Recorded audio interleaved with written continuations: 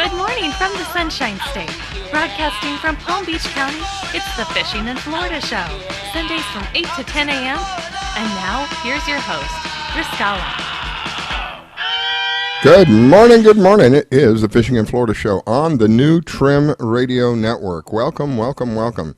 We are still working on the website. I was really hoping to have the website done by now, but there is so much going on that we're trying to get done on the website. There will be a shop on the website where you can find a variety of products that we offer. There's going to be links for all of the different shows that we have. There will be a player, and of course all of the different pictures of the different shows and all of that. Slowly putting it together. It's taking a little bit more effort than initially expected anyway. Anyway, you can still listen to us on www.WTRMradio.com on the web. If you go to our Fishing in Florida Show page on Facebook, click on Contact Us.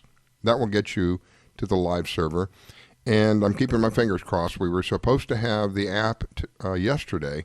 Did not hear from the developers, so more than likely it looks like it's going to be next week now before we have the app. And that would be the easiest of all the ways to listen to us. There is no spyware.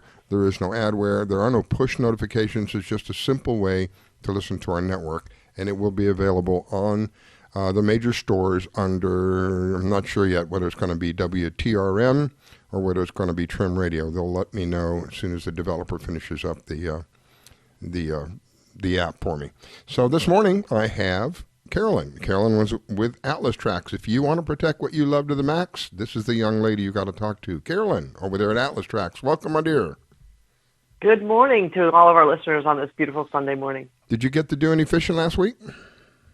I'm going to tell you yes. Oh, Here's my what goodness. happened. On Wednesday, I had a customer who has a 37-foot CV who asked me to go fishing, and I, for once, did not turn him down. And we went out to Palm Beach. It was just a few of us, and got some live goggle eyes, and we went out. It was flat, calm, and went out around 1 o'clock and fished till about 5 o'clock with some actually kites. And we had, boy, Mikaela, I wish you were there. We had some small little peanut dolphin hitting those baits right out of the kite. Wow. We had a hammerhead shark we hooked up to for a while. We had a couple sailfish knockdowns that unfortunately we didn't hook up to them for a long period of time, and one big bull shark that just kept floating around the boat. Wow, that sounds like a pretty exciting time as well as very active. How long were you out for? You know, surprisingly, we were only out for about 3 hours. It was flat calm when we went out. Wow. We did as a novice kite flyer. What happened was kind of strange. The kite was flying beautiful. We had our bait hanging off the kite with the little clips, and all of a sudden the kite turned sideways and drove into the water. So that's unusual because then you have to start chasing that kite before it starts to sink, because I think they're a couple $100. So that was a little bit of activity right there to clear all the bait back into the boat and gently pull the kite to the boat and the boat to the kite. And once it's in the water, it's pretty much useless the rest of that trip. But it was a lot of fun. Sounds like a lot of fun, right? I wish I was there with you. My goodness. So I think that you had visited the boat show yesterday, right? Yeah, absolutely. So I went up to the Palm Beach Boat Show. It was a beautiful day. Going into the gates, masks were required and temperature checks. But once you got inside, most people were walking around without masks. But it was a lot of people there. I was really pleased to see that, talking to people, that their businesses were picking up again. Excellent. There was a lot of activity. People were happy. It was really great to see in the light of it being canceled last year. Yeah. Had a lot of stuff that was thrown in the wayside because of this virus thing. And I'm glad to see, although it is much slower than I expected, I'm glad to see that we're finally opening our eyes and returning to some degree of normalcy. Of course, there's still a whole lot of people out there who are worried about getting sick from this thing. It's pretty much lost its fizzle from everybody that I have listened to, all the different doctors and everything. And they're it depends on who you listen to, but they're saying that it's pretty much fizzled out. And the new thing now, of course, there's going to be a variant, and they want people to take a vaccine for all of this stuff. And I just don't. I don't see any of that necessary. We have a virus that's 99% recoverable without medical intervention. So I remember they closed all the boat ramps down. We were arguing. We were protesting, I guess, if you want to say, with the different localities to open up the boat ramps and let people get out there and enjoy their lives. And there was so much that was taken in that should not have been taken in. You know, telling people you're essential, you're not essential. The small businesses, above everybody, were hurt the most out of all this. So it's excellent to hear that we're seeing a little bit of a return now. Even in my business, for the first time in over a year, I had a week where I actually did some service calls. We actually went out and did some business. So I'm hoping that trend will continue, because we are in desperate need, as small businesses, we are in desperate need of all the business we can get our hands on right now. We were just put through a year's worth of, HE double hockey sticks. Absolutely. And I'll tell you, I was so happy. I haven't seen her forever. Our friend Summer Warren. Oh. So she had a booth up there, and, it's been so long since we hugged people, and she didn't care, I didn't care, and gave each other big hugs, and she's, out there promoting her Chasing Tails tournament already. But so many people that I saw, they were like, we didn't know what happened to you, and and the same here. So there was, I didn't care. There were a lot of hugs going out yesterday. That's what it's, for somebody like me, anybody who knows me personally knows that's one of the greatest things. I'm just a huggy kind of guy. That's what I am. That's how I greet people. And to have to go through a year of people being afraid to touch each other, look at each other, it was just, it was kind of depressing. And I'm glad that we're getting it seems to be at least on the surface right now, we're kind of getting through that, and we're able, more and more people are more open to having that contact. There's something happens when two people come together and hug, whether you realize it or not. Something happens energetically between the two of you. And it's like a recharge. It's like two batteries coming together. And our bodies are very similar to a battery in many ways.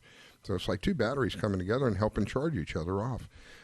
So I genuinely miss that. And now that you mentioned it, I was at a gas station filling up my car, and I'm seeing somebody I hadn't seen in probably a year or so. And there wasn't even a moment's question or doubt of whether we were going. She came up to me, I hugged her, she hugged me, and I said, "Well, you're not afraid?" She said, "No, I'm not." And she is one of the people that I know. Found out that morning that she had it. She had this COVID-19 and made it through, and she said it was just a mild cold for her. So that's number 9. That's 9 people that I know personally who have had it. One of them told me, "Man, I thought I was going to die," but they didn't die. They were kind of being facetious about it. They said they thought they were going to die, but they knew they weren't going to die. It was just a really nasty cold for them. So out of 9 people now that I know, everybody has recovered, and none of them required a doctor. They all just did I call it the chicken soup thing. They go home and they take whatever's necessary, homeopathic kind of stuff, and they get through it. So I'm glad that we're starting to see the other side of this thing. It's really good. As well as the tournaments, it affected everything. My gosh, Carolyn, we couldn't do anything for a while there. Couldn't even go to the beach, for Pete's sake. So I'm glad to see that we're getting back to that. Now, speaking of the beach, I have a beach report, if I can bring it up. Look at the map first. I got the Wonder Map up. The Wonder Map up says 0. There is no radar activity around the state anywhere, so it looks like it's going to be a relatively good day. No storms, no fronts. It doesn't appear to be any fronts coming through it, according to the map. The beach report. Well, let's see. The beach report says there may be a moderate risk of rip currents. Now, I've said many times about the rip currents. What you want to do is when you get to the beach, before you do anything at all, just look at the water. All that water coming in has to go back out somewhere. Look and see. You'll see that there's an area where the water goes back out. You don't want to be in that area. Not if you want to be around for very long. You don't want to go into that area. That will drag you back out into the out into the deep. If you happen to get caught up in it, don't swim against it. Swim parallel to the shore, and eventually it will die out, and you'll be able to come back. But what a lot of people try to do is swim against it, and they realize when it's too late, they've wore out all their energy. Tides. What are we looking at for tides today? We have a 2:24 a.m. low tide, an 8:40. Ooh, we're coming up on a high tide right now, you guys. Everybody ready to go fishing. And 2:47 will be the next low tide, and then 9:06 tonight will be the final high tide. The seas are relatively rough in some places. According to NOAA, there is a small craft exercise caution warning going out. They're saying that the seas winds are 10 to 15 knots, gusts around 20, seas commonly 2 to 3 feet with a swell of 5 to 6 feet. So if you're one of the smaller boats, you just want to be careful while you're out there today. A perfect reason to have a tracker with you. Let's see, we got Robert on here. Good morning, Robert. How are you, my friend? I am wonderful, and if they say 3 to 5, it means 6 to 8. So. Oh. Just so you know. Right now, Carolyn, you have the cam on? You looking through at the cam out at the ocean? Of course I am. So I look at the beach cam down in Fort Lauderdale, and I'll tell you, it's a beautiful sunrise coming, but there are some nice swooping swells that are coming in and just breaking on the beach. So, yeah, I think it's going to pick up during the day, but it's not the flat calm where I normally send you pictures of. Yeah. Robert, did you get to do some fishing this last week? I did not. I have not been fishing at all this week. Devoting time to the magazine. Other things. Huh? Devoting time to the magazine. Well, the magazine and the house and some other stuff that needed to get done. So. Oh, you have a honey-do list. Yeah, I made one for myself actually, and had to do it. So. Oh, goodness! So is the latest edition ready to go? It will be in the next couple of days. Somebody sent some stuff in that I wanted to get in, and it's a pretty interesting story, actually. He's a blind kayaker. Holy smokes! How does that work? I don't. I don't know. I have not yet read the story. I talked to a friend of his yesterday who's going to send me the story, and the pictures and stuff. I guess he fishes tournaments. Wow. And he's blind, and he kayaks, so I don't know how he does that. But Wow. I'm going to find out, and I'm going to put it in a magazine. So. That's going to be an awesome story. Wow, that's amazing. When I hear about people like that, it gives me the incentive to continue doing. When I think I've got a bad life, oh my gosh, I think I'm having a hard time. Oh, to be blind and be out there in a kayak and go fishing, Lord have mercy. Yeah, I definitely want to hear about that. And maybe you can get me his contact info. We'll get him on the show. Yeah, that'd be great. But yeah, I don't know how he does it or why he does it or any of that. So. Wow, that's kind of blowing my mind. Wow, that is amazing. Yeah, I can't wait to see the story too because, I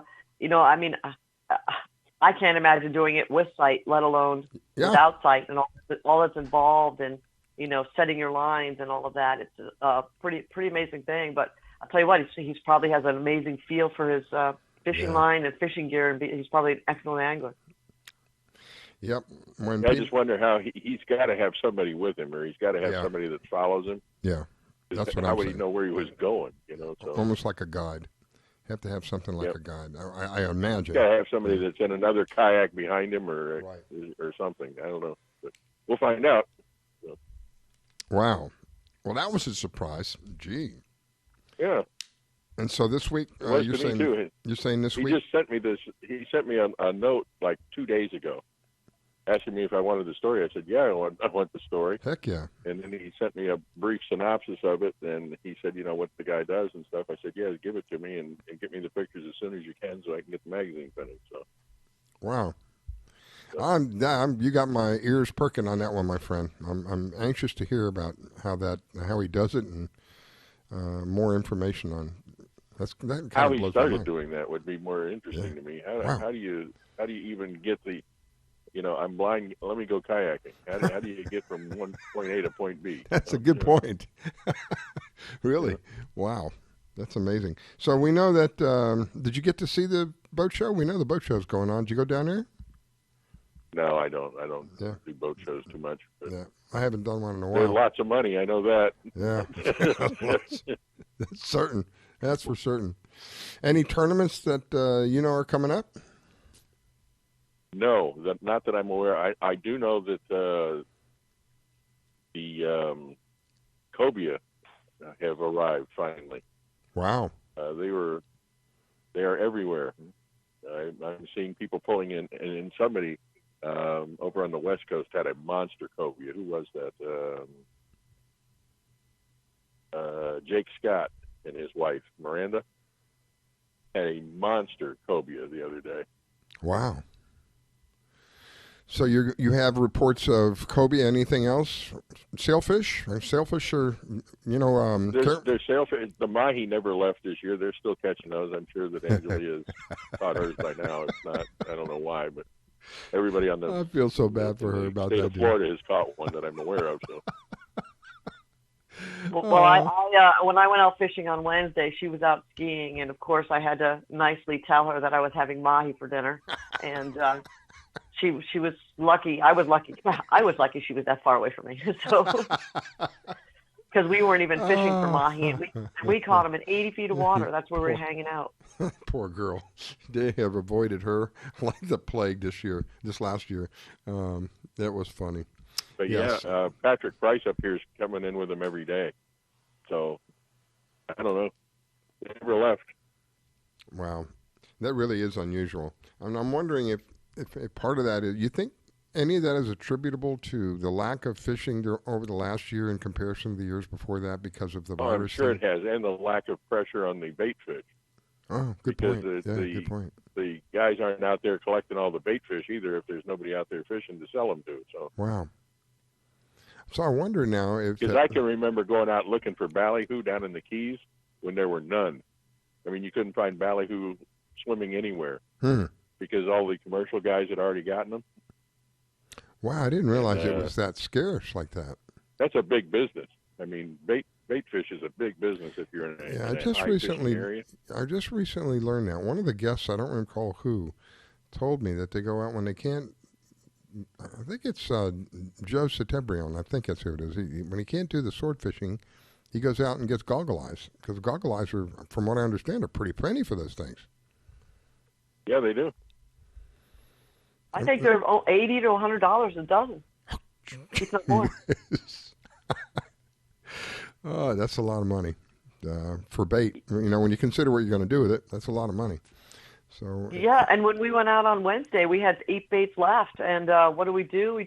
We released them right in the ocean, and boy, I'll tell you what, that's like throwing dollars in the water. Wow.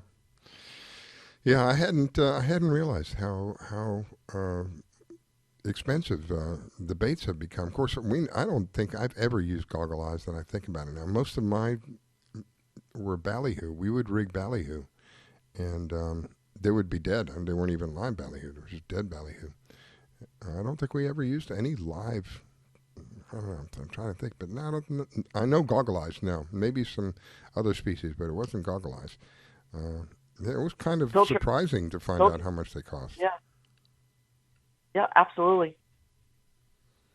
Yeah, goggle eyes, pinfish, all of those. They're all worth a lot of money. So there are people, I didn't realize this, there are people who go out and do nothing more than just collect, like individuals. Now, I know there's companies, there's big corporations that do it out in the there's deep. Individuals that do it. There's a guy that, he's Treasure Coast Bait.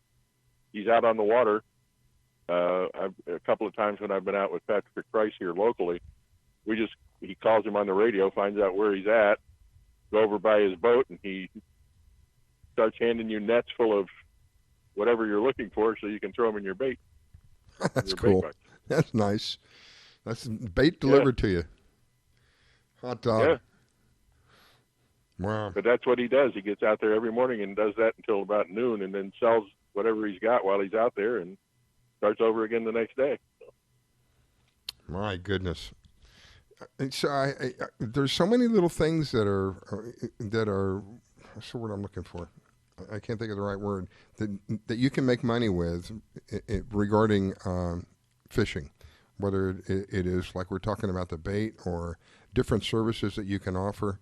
There's just a whole lot, an opportunity for people to make money in this industry. And of course, the people that I've run into and that I've had the honors of meeting on the show just constantly give back in some way, shape, or form. If it's not a tournament where they're literally giving money back to people who need it, it's information that they're literally willing to pass on. It's not like, oh, this is my secret, I'm not telling you. They openly and willingly share the information back and forth, which is great, because that's one of the greatest things about Fishermen will share just about anything other than their spot. So. Yeah, we're still trying to get that one out of you. They won't share their spot, but they'll share everything else with you. So. There's that one little spot that Robert has that's in a canal somewhere. I've got my my Google Maps out looking around and see if I can find it. The snook spot, if you will. Yes, I think I will visit there later today. That's going to rub it in. This evening. Rub it in. See, that's right. A great way to get out and go fishing and not have to worry about a boat or anything else. Yeah. You know, I mean, we have our boat in our backyard. Golf cart. Oh, it's perfect. I take the golf cart to this one. So. Let me tell you what, the easiest way to go is when you don't have to put a boat in the water. Yeah. Yep. Yep. That's one of the things I like about the idea of a kayak is that they're typically small enough for somebody like me. I could, if I had to, I'd just manhandle it down the beach and put it in the beach. That's the next easiest thing I see. But the top of it all is like around the bridges. Some of the bridges have nice. The Lake Worth Bridge has a catwalk, a fishing catwalk, that is the kind that's the kind I prefer. They don't ride up. You know, they're not really high up on the bridge. They're actually, this one is separate from the bridge. Have you ever seen that one, Robert? No, but we've got one here underneath the Roosevelt Bridge. So. Oh, cool.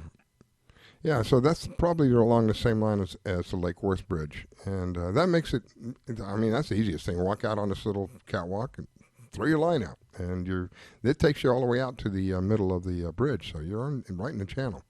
Nice place to fish. We've got a lot of those here, actually. Off the Jensen Beach Causeway, there's a couple. There's a couple on the Stewart Causeway. Oh, wow. I'm glad that you mentioned that because I'm always looking for somewhere else to go. So it's Roosevelt, Stewart, and what else? Yeah, the Roosevelt Bridge has one underneath. That's the main bridge in Stewart. And then there's, if the bridge that goes over to Jensen Beach, the Causeway Bridge, there's one underneath that, and there's one underneath the Stewart Causeway Bridge that takes you over to Stewart Beach. Cool. All different places you can go fishing on days like today if you have a small boat and it's, you know, the advisories are out there, but you've got the hankering to go fishing. There's your answer. All bunch of different. There's ramps bridges in all those places too. If you got a boat or a kayak or whatever, that's there's great. a ramp in every one of those places. So. Excellent. Oh yeah. Except for the Roosevelt Bridge, there is no ramp at the Roosevelt Bridge. So. All right, Robert. Well, we are out of time in this section. I greatly appreciate you taking time to call in and giving us the info. And you expect the magazine is going to be out when? Yeah, probably Tuesday or Wednesday. Okay. It is the Florida Fisherman magazine. And where do they find it? At flfishmag.com. And if they have a story or a picture, by the way, you can submit it to Robert. If it falls along the lines, he'll be putting it in the magazine for you. If people have a story or a picture or something they want to send you, they just send those to pages at flfishmag.com.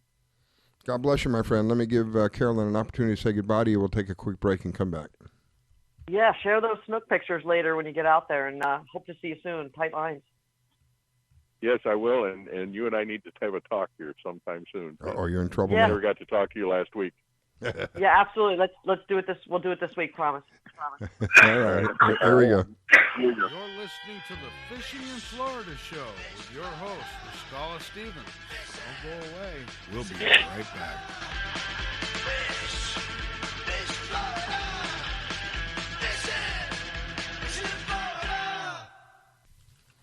Thinking of moving? Before you do anything else, call Diane Whittem. She provides a concierge service. Things like having your home or condo packed and shipped. Even take care of your home repairs or upgrades. Diane has the expertise to get it done. As a seller, you will have constant contact. She will furnish you with bids on any services that might need completion. Air conditioning, plumbing, handyman, and even cleaning. Living up north and have a home to sell here in South Florida? Just give her the keys, address, and a signature. Your payment will be wired when the property is sold. That's right, Diane does it all. Thinking of buying? Diane has great listening skills. Tell her what you want, give her your budget, and like a genie, she will make your real estate wish come true. There's no regrets when you choose Diane Whittick. To reach Diane, call 561-247-5478. That's 561-247-5478.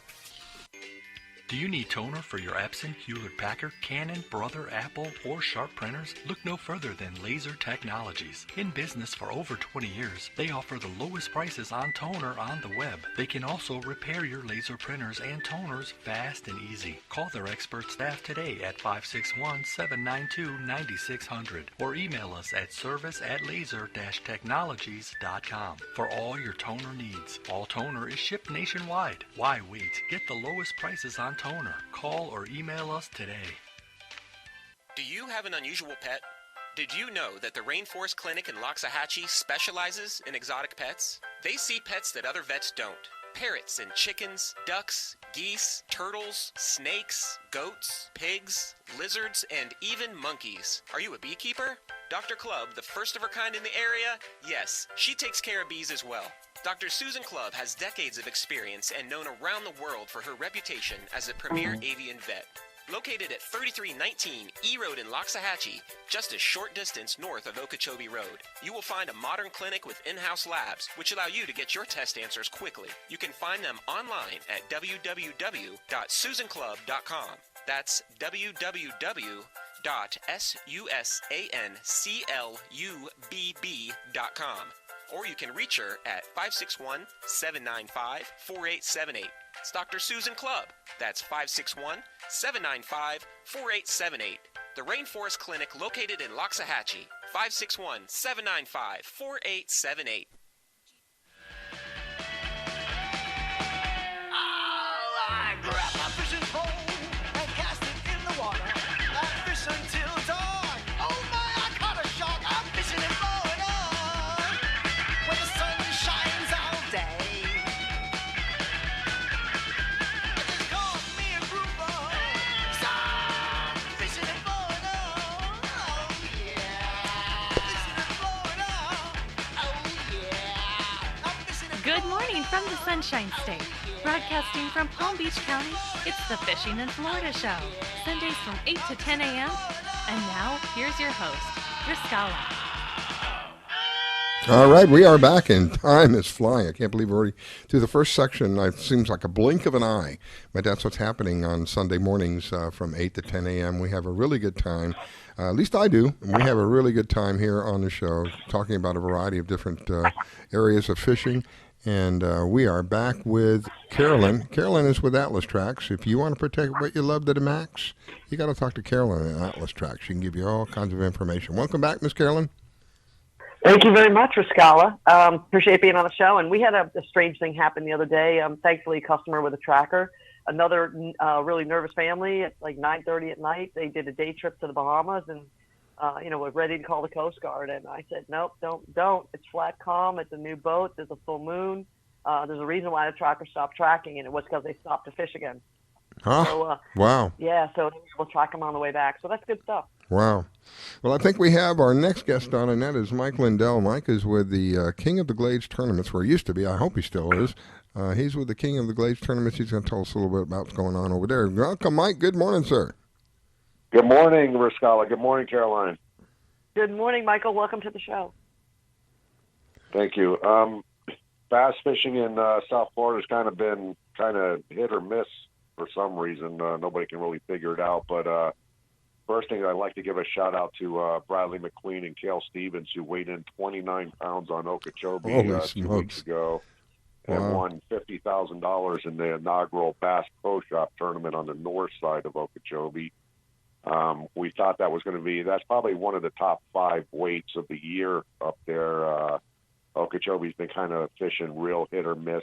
Yesterday, Cody Davis won his first big tournament, ABA, fishing by himself. He weighed in 19 pounds down in Clewiston. But like when you start getting back, into the 4th place and beyond, the weights kind of, go nowhere. And, it's difficult all over Florida. Everglades Holiday Park should be exploding right now.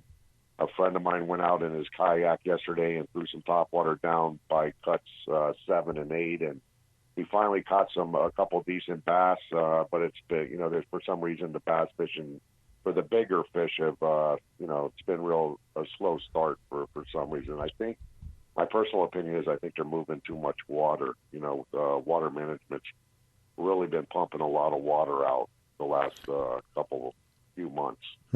So are they doing what they did a couple of years ago, where there's so much water being pumped out, it's actually affecting the oceans on both sides of the state? Actually, I believe his name is Brian Mast.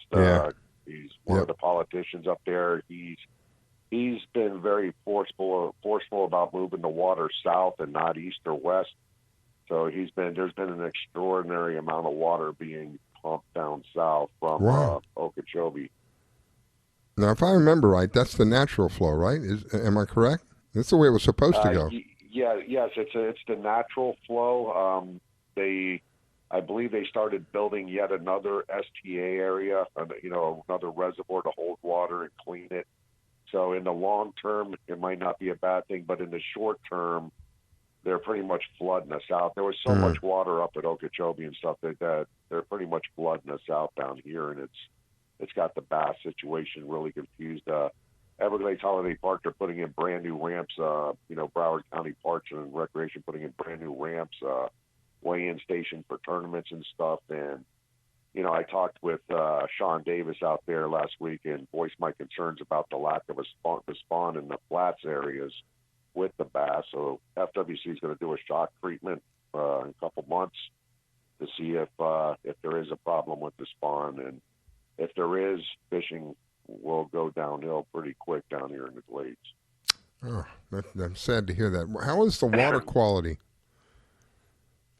The water quality, the water quality is what it is. I mean, you're going to get, discharges from the sugarcane and from, the phosphorus from the cow farms, and hopefully these ST areas, when they put the water in there, it kind of gets, a little better quality. It's not bad. I mean, I fished a tournament out at mile marker 41 on the alley, and I ended up finishing second. I should have won it, but I was throwing the Bruiser Baits Big Nasty, which is a big worm, down on a ledge, and caught 2 big fish. But then I caught 20 or 30 small fish, and then the bite just died. Usually this time of year, it takes about 27 pounds to win out at that location. It took 12 pounds to win the tournament. Oh, gosh. That is unreal. Wow. That is bass. Wow. Now, if you want to talk peacock, I guess the peacock bass like the current a little more. If anybody wants to go out and have a blast, they could go to Tamiami Trail or mile marker 41 out on the alley and throw hard jerk baits and catch all the peacock bass they want. So they're very active right now, is what you're saying? Yes, almost to the point to where it's almost making me think, is that really a good thing or not? Because if they start eating the bass fry and stuff, then their populations will start expanding and the bass will start decreasing. So I'm a little confused. Up here where we're at, the lake itself, is the lake high, low, normal, what? No, the lake's still I'd say about 2 foot high. Okay. So if we were to get a hurricane or we'd be some in real deep serious weeds. rain over this rainy season down south here, is going to, if they don't pump it east or west and they pump it strictly south like Brian Mast wants, we're going to see, the water was up to the store at Holiday Park, which is unheard of at one point this year, and they finally got it to go down beyond the ramps after months of pumping. Wow. But what happens is when you turn those floodgates on and really pump super hard, it doesn't give the water time to clean. It just moves fast as it can down south. So I don't know what, hopefully they get the lake to a reasonable level before the summertime. So Mike, I have a question. With bass fishing, are they finicky at a time of day that you can go fishing? Like if someone has to work 9 to 5, can they go out in the afternoon and do a decent job banging up a couple bass fish, or does it have to be out early in the morning? Is it something someone could just decide, I want to go right now? What time of day do they feed, and how do they do that? Bass. Okay, I throw my technique that I like the best is the top water bite, which is I throw the saltwater series Zara Spooks out there, so I throw the big ones. And my train of thought for me is if I'm going to go fishing, I want to go when there's wind, because bass have no eyelids. So when it's, UV is really strong, they're going to go into the thick cover or down deep, and they're more difficult to catch. So if I'm going out, I want to come, like I fish tournaments to where in the morning time I'll catch 1 or 2 decent fish, and then I won't catch nothing for probably 3-4 hours. And then around 1 o'clock when the clouds move in and the wind picks up, all of a sudden I catch 28 pounds in 10 minutes. Jeez. So I like to go. I like to go out when it's cloudy, overcast, and windy, especially in the Everglades.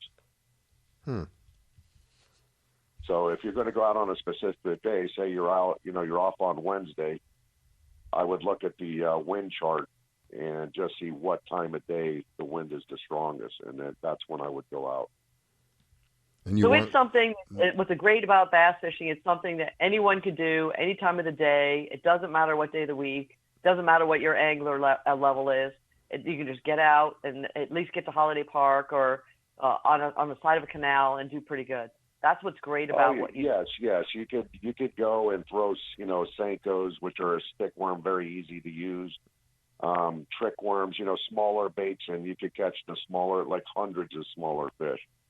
And then you could, if you want to go out to try to get a trophy catch, then you could throw the topwater frogs or the big snakes or the big worms, and target just the bigger fish. Like I only go for probably 8 or 9 bites in a day on a tournament, but they're all going to be big compared to if I just threw a stick worm or a trick worm or something. I could probably catch or a Rapala, probably catch 50, 60 bass in the 2-pound range. Right. And what's great about your tournaments, you release everything. Everything has to be live to the weigh-in station. Yes. So we're already into round 4, which is April 11th. If anybody wants to come up and fish, it's going to be out of Clewiston. We sign in at the Roland Martin's Bait and Tackle the morning of. So our next King Series event is April 11th. And the year's kind of, it's actually the tougher fishing has made it the playing field more level. So a lot of new people have won this year that's never won tournaments in their life. So it was really good so far for the series because, the tougher fishing, it's really anybody's game who can, get lucky and find one little spot with some, decent bass in them. Wow. And then what do you have coming up for tournaments? I got the King of the Glades April 11th. You can go to kotgseries.com. It's got the full schedule, but April 11th up at Clewiston. We average anywhere between 80 and 100 boats, and it's really a good time. We give away a lot of free stuff in the Free Boaters Appreciation Raffle. A lot of bait companies, Livingston Lures, Bruiser Baits.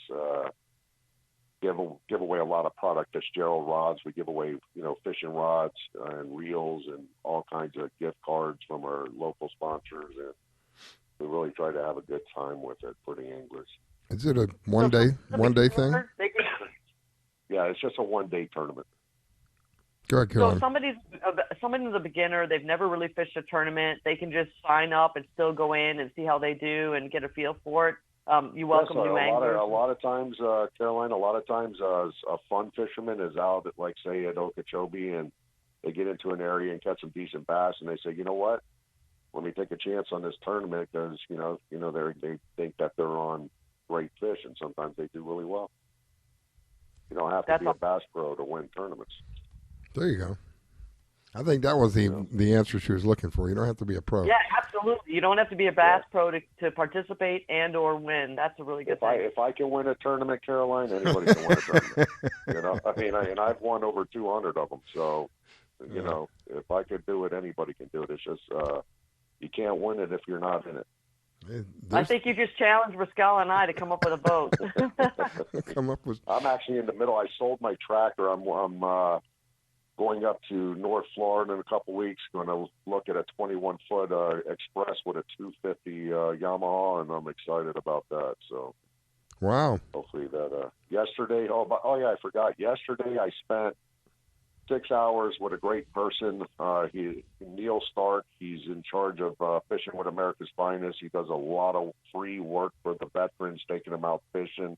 He takes them out all week long in pontoon boats and his bass boats and stuff out in the Everglades and stuff. He does a lot of great work with the veterans.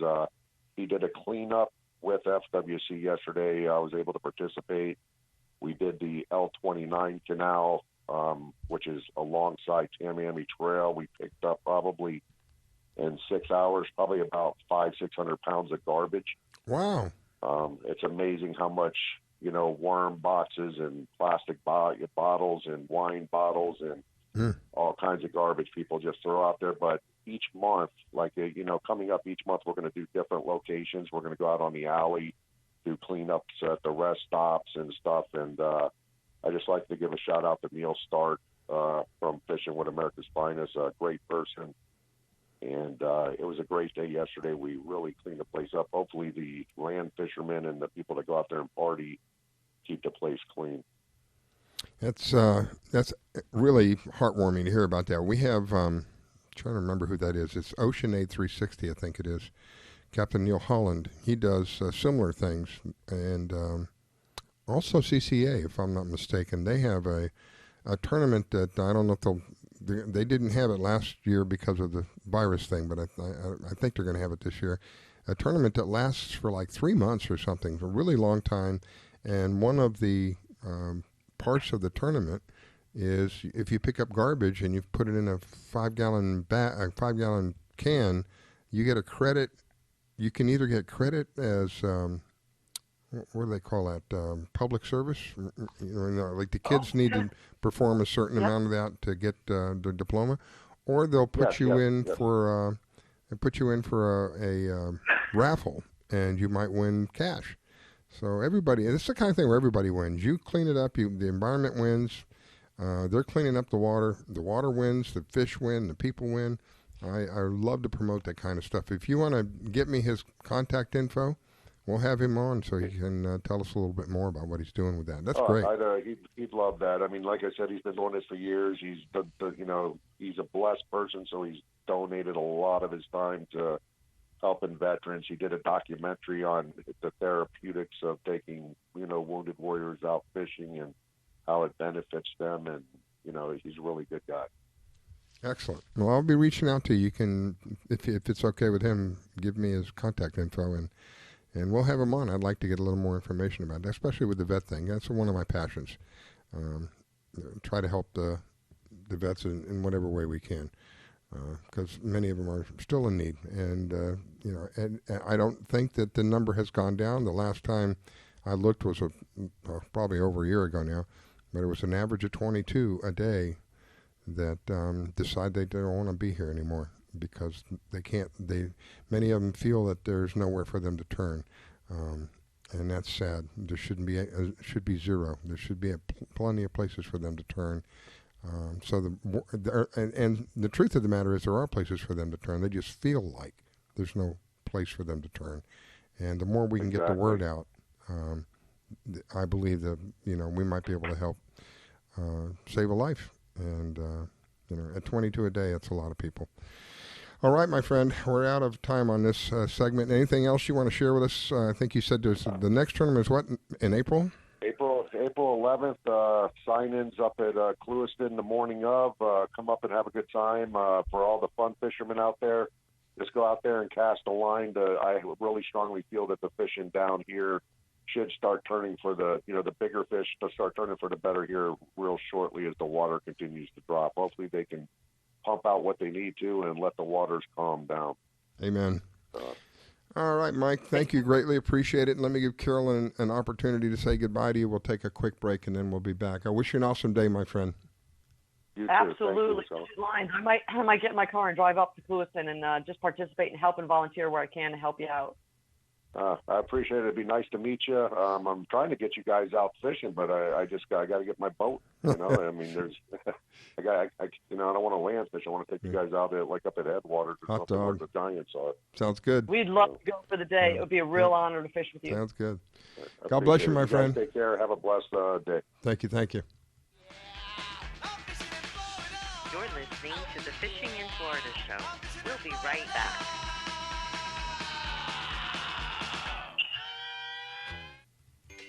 Do you need toner for your Epson, Hewlett Packard, Canon, Brother, Apple, or Sharp printers? Look no further than Laser Technologies. In business for over 20 years, they offer the lowest prices on toner on the web. They can also repair your laser printers and toners fast and easy. Call their expert staff today at 561-792-9600 or email us at service@laser-technologies.com for all your toner needs. All toner is shipped nationwide. Why wait? Get the lowest prices on toner. Call or email us today. You're listening to the #1 radio. Trim Radio Network.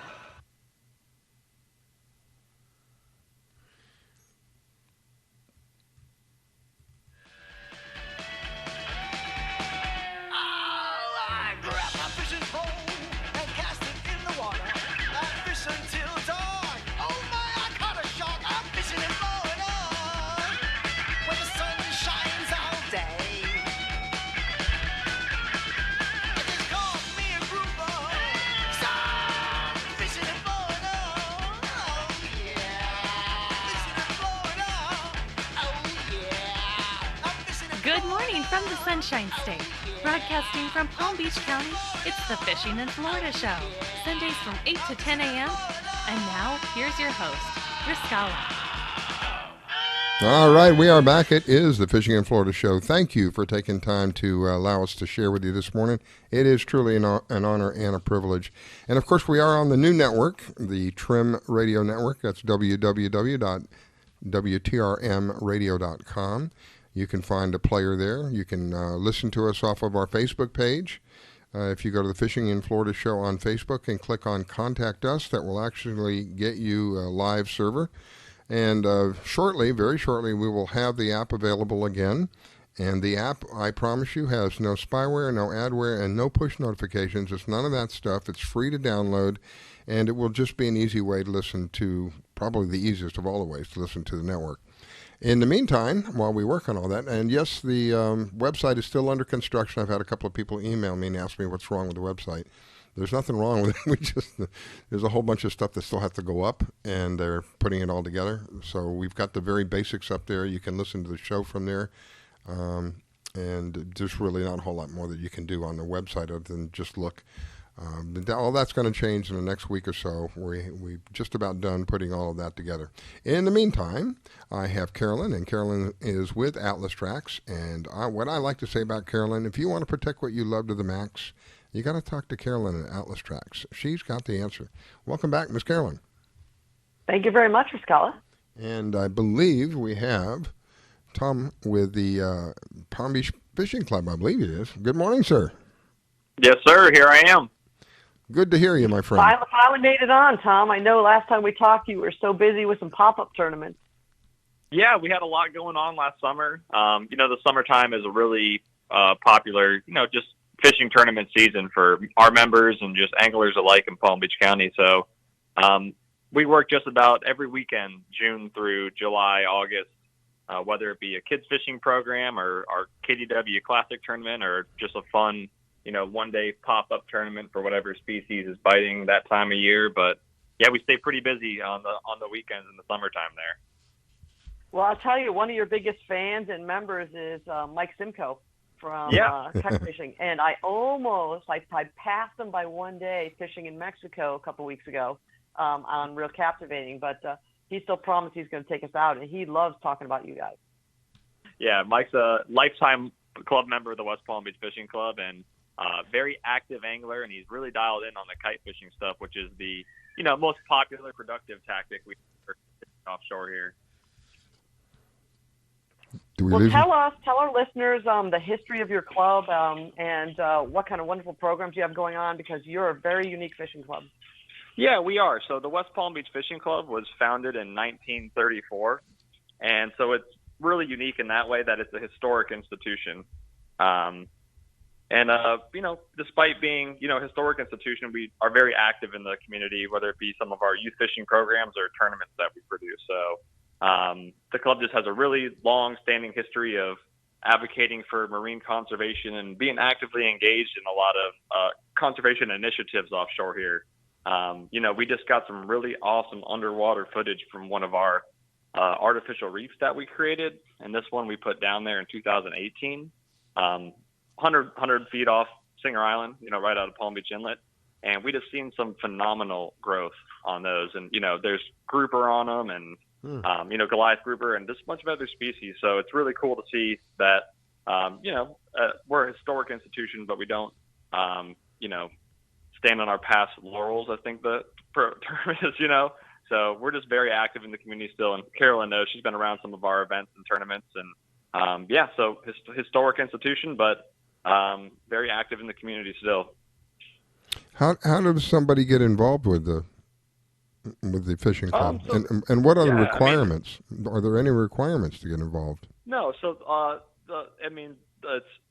to be a member, it's $80 a year, and we have a website. You can sign up on there. You can call us at the club, and we get you signed up that way. But there's no sponsorship needed of members. The club has a very inclusive identity from its inception. So the West Palm Beach Fishing Club came about in the early 1930s, like I said, and it was kind of a snowball effect of relief effort to the area at the time during the Great Depression. So people came from down the East Coast on the East Coast Railway to the area to catch sailfish, and that was a way to boost tourism in the area. And that sail fishing kind of snowballed into this tournament, the Silver Sailfish Derby, which we still produce today. So we produce the world's oldest sailfish tournament. We're going into our 85th year of it. And the clubhouse, so where it's located, we're near the water there on Flagler Drive in downtown West Palm Beach. And across from the street from us was the municipal West Palm Beach Marina. So the point of it is that came to the area, the club was kind of an epicenter for people to come and get involved in the area for sail fishing and get coordinated with the charter fleet across the street there. So the club is a very inclusive identity. That's why we have members, across the country, and especially back in the day when they were coming to the area, becoming members and coming to the area to boost tourism to catch sailfish. So very inclusive identity, no sponsorship required, and it's just $80 a year. We try to keep it that way. We say you check your wallet at the door at the West Palm Beach Fishing Club. It's all walks of life in there, and it's just a bunch of men and women that share and kids that share a love and a passion for fishing. I like the idea of bringing the kids in because I have learned in my life's experience it's a lot easier if you raise the child correctly than trying to fix the man who's already broken. I like the idea of introducing them to fishing because in my lifetime and my life's experience, fishing was kind of sort of the glue that kept our family. We were small families, 4 of us at the time, and it wasn't unusual for us to be fishing 3 or 4 times a week. My mom loved fishing. That was another thing that I try to promote as much as possible, is get the ladies involved as well, because I believe it can be a family outing. And as a family outing, all of you enjoy the same thing at the same time, but you see something that someone else doesn't. So when you sit down and talk about, oh, yeah, I didn't see that. Oh, I didn't hear that. Or I didn't know that, even though you were there, So everybody has their part to share with each other. And I think in that's a way, I don't know how to really express it. It's kind of an intimate way, not in a sexual way, an intimate way, and getting to know somebody, building the bonds, making them closer, opening the lines of communication kind of thing. And that's why I do the show, is to help promote these kind of things. I believe that we are under an attack as a family in the United States of America. They are under attack greater than any other time I've ever seen in my life, and I'm into almost my 7th decade on this planet. I have seen the attack on the family greater than any other time in my lifespan that's going on now. And whatever we can do to help those families in whatever way we can, if it's as simple as, hey, take your family fishing, it doesn't cost an arm and a leg. It's as simple as you can have a cane pole, for Pete's sake. But it's something that you all do at the same time. and you end up sharing that experience with each other. And in that sharing, I believe, and at least it has been in my life's experience, in that sharing, the communication lines open up and the bonds become stronger. And we need those ever so much more now than ever before to hold our families together. I would agree. I think. Go ahead, Carolyn. I was going to say, absolutely. And here's what's so cool is you guys have a Salty program that's coming up, I know, in June. Tell us about that. That is a really cool program. Awesome. So just like Rascal was saying with, connecting the family, this program is specifically for a kid ages 12 to 15, accompanied by an adult chaperone. Cool. So that really helps strengthen the bond because they're not just fishing together, but they're learning together. And oftentimes the adult chaperone learns as much or more than the kid, and it helps them have the tools to continue what they've learned going forward because they learned it together. So this program at the West Palm Beach Fishing Club is June 18th and 19th. So it's mid-June. It's a Friday and Saturday program, and it's for kids 12 to 15. And we're always looking for, kids that meet the requirement for this. So this isn't a novice, I would say, program. But a lot of kids are just, they're just recreational fishermen. They're not pros or anything, but this is a program for kids that, have some experience fishing or are already into fishing. We have a kids fishing day program, which is, a broader audience. This one's a bit more specific for kids who are already into fishing, and it helps them kind of,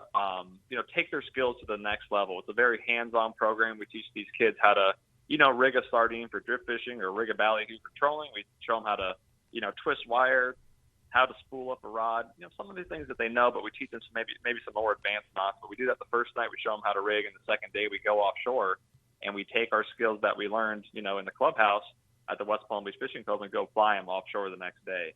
Awesome. So this is a really, it's as far as youth fishing programs go, it doesn't get more, hands-on than this. It's a really program that kids can grasp, and it's just a bigger picture. It's about cultivating the next generation of knowledgeable and responsible anglers too. So we're trying to connect these kids at that age, and really, pun intended, get them on the hook for life. These are kids who, they've already caught their first fish and they've got some experience. Maybe it's just bass fishing in the backyard, but that's what they know and they love, and they have that one knot they tie, and they know how to cast and they're into it. And then, hey, let's teach them. Let's get them offshore and show them what else is out there. So, awesome. Carolyn, excellent point. That's a program for a kid ages 12 to 15, an adult chaperone at the West Palm Beach Fishing Club on June 18th and 19th. And do they have to be members? It's a kind of a silly question, but it's something running across my head. They don't. They do not. So there's a $40 application fee that we do, and that's just for people who get in the program. That's it. So, and it's our foundation. We're the West Palm Beach Fishing Club. We have a charitable foundation, the Palm Beach County Fishing Foundation. For that $40, we do lunch for the kids.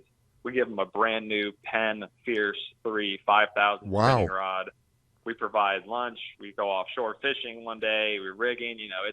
It's all. It's everything. So we just want to make sure the kids have a good time and the parents have a good time, and that ultimately, they're learning and we're catching fish and we're just connecting kids to the water that way. If you can. And not only the fishing, you guys also participate in lots of conservation and planting of seagrass and artificial reefs. You guys are involved in everything. Yeah, like I said, we're the West Palm Beach Fishing Club, but we're the Palm Beach County Fishing Foundation, and our artificial reef program is, probably stronger than ever. We have the deepest permitted artificial reef in Florida. The West Palm Beach Fishing Club deployed the last 2 years in 500 feet of water, and we're doing it. We're very active. Every year we're doing this program. It's called a Reef Dart program, and I won't get into it too much, but they're basically concrete power poles that are sticking upright in the water column offshore. So it's kind of like a forest of artificial reefs offshore, and they're really productive. It's really cool to see. So, and just like Carolyn said, we're planting mangroves. We do stuff with providing scholarships. We're really into doing satellite tagging, acoustic telemetry right now. We just went offshore last week, actually. Caught a cobia, put a satellite tag in it. And that way we can, connect with, other groups up and down the coast and learn more about fish migration. And so if you can think about it from a conservation standpoint, the West Palm Beach Fishing Club's pretty actively engaged in it. That's awesome. Yeah. Yeah. I'll tell you what, we'll share some information on our Facebook page because I'm actually looking at it now, and those concrete upright pilings are pretty cool. So So that's something that we'll definitely share. Yeah, put that up on the Facebook page. There's an event on there that we have coming up, which is kind of calling all anglers here. This is a great value. On April 17th at the West Palm Beach Fishing Club, we have our marine yard sale coming up. So, Rascal, I'm sure you, like everybody else, can appreciate a good deal, And we like to say we got boatloads of them over there. So this is just a great sale. I mean, we didn't have it last year because of COVID, so we got twice the amount of goodies. And I mean, anybody who's looking for a rod and reel combo, we got Penn International stuff we get, donated, and we refurbish them and clean them up. We got rod and reel combos and fish mounts and anchors and deep drop stuff and downriggers and you name it. I mean, we got sand flea rakes for the surf fishermen. So it's a really cool sale that we do, and all the proceeds from that raise money for all those conservation initiatives like I'm talking about through our foundation. So it's just a really awesome thing our members do and our community does. They just they donate their used tackle when they're cleaning out the garages, and sometimes they're happier than we are that we show up and get all that stuff out of their garage. So it's just a really great sale. I'm telling you, we got some awesome stuff there, and you won't be disappointed if you want to come out on Saturday, April 17th at the West Palm Beach Fishing Club. The sale starts at 8 a.m. So excellent. Calling all anglers, come on out. Now, I'm laughing because you're saying, well, they're sometimes the donators are more happy than the people getting them. Well, that's probably their wives. Yeah. That's Get that stuff out of here. It's been sitting here forever. You're not using it. Get it out of here. Yes. Oh, gosh. All right, my friend. Time flies when we're having a good time. We are just about out of time. Now, the West Palm Beach Fishing Club is located where? Yes, where is this going to be located, I guess is the best question. So the West Palm Beach Fishing Club, we're in the north end of downtown West Palm Beach. We got a beautiful location down there on Flagler Drive. And we got a historic clubhouse built in 1940. It's on the National Register of Historic Places. But simply put, we're on Flagler Drive on the north end of downtown, right by the Flagler Bridge up there. So, what's the address? 201 5th Street. That's West Palm Beach, Florida, 33401. All right, because we'll put that in the on the notes for the archives if anybody wants to look up the actual address. 201 5th Street. Good deal. Yep. All right, my friend. It has been an awesome couple of minutes. I mean, it goes pretty quick, like a blink of an eye. Yeah, so, I can talk. That's the thing. Well, never been afraid of it. So. And it is a subject that we love talking about. Awesome. All right, let me give Carolyn an opportunity to say goodbye to you. Again, my friend, thank you so much for taking time to share with us, and thank you for what you do. Working with the kids is one of my passions. I'm a former foster parent, so when you talk about kids, it's a heartstring for me. We talk about several things that are heartstring for me, women anglers. And again, it's easier to get the kid raised properly than try to fix a man who's already been broken. It's a lot easier to do the first. God bless you. Wish you an awesome day. Let me give Carolyn an opportunity to say goodbye. Sure, tight lines, Tom. And hey, if I can ever do anything here in this Deerfield Beach area for you guys, just tell me. I'll volunteer. Awesome, Carolyn. No, thanks for having me on. All right, here we go. You're listening to the Fishing in Florida show. We'll be right back.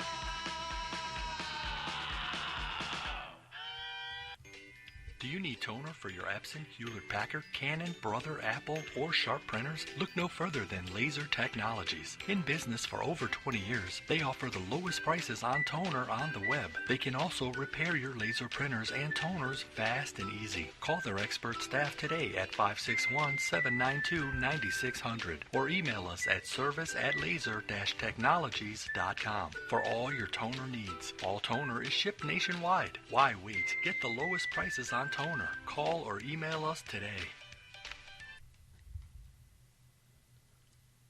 When it comes to parenting, there are no perfect answers. But that's okay, because you don't have to be perfect to be a perfect parent. Teens in foster care will love you just the same. For more information on adoption, visit adoptuskids.org. A message from the U.S. Department of Health and Human Services, Adopt U.S. Kids, and the Ad Council. Thinking of moving? Before you do anything else, call Diane Whittick. She provides a concierge service. Things like having your home or condo packed and shipped. Even take care of your home repairs or upgrades. Diane has the expertise to get it done. As a seller, you will have constant contact. She will furnish you with bids on any services that might need completion. air conditioning, plumbing, handyman, and even cleaning. Living up north and have a home to sell here in South Florida? Just give her the keys, address, and a signature. Your payment will be wired when the property is sold. That's right, Diane does it all. Thinking of buying? Diane has great listening skills. Tell her what you want, give her your budget, and like a genie, she will make your real estate wish come true. There's no regrets when you choose Diane Whittick. To reach Diane, call 561-247-5478. That's 561-247-5478. Being a dad is an adventure full of special moments. A cruise? Surprise! Unexpected moments. I got this. And even awkward moments. Okay, Dad, thank you. But every moment you spend with your kids, even the smallest moments, can make the biggest impact on your child's life. So take a moment to be a dad today.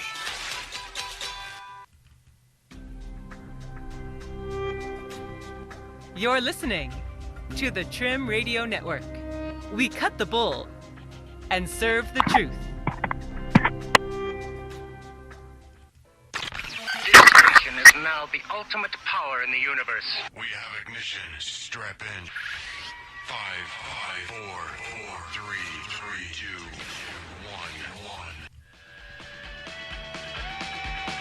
I grab my fishing pole and cast it in the water. I fish until dawn. Oh my, I caught a shark. I'm fishing and blowing on. When the sun shines all day. It just caught me a grouper. So I'm fishing and blowing on. Oh yeah. Fishing and blowing on. Oh yeah. I'm fishing and Good morning from the Sunshine State. Broadcasting from Palm Beach County, it's the Fishing in Florida Show. Sundays from 8 to 10 a.m.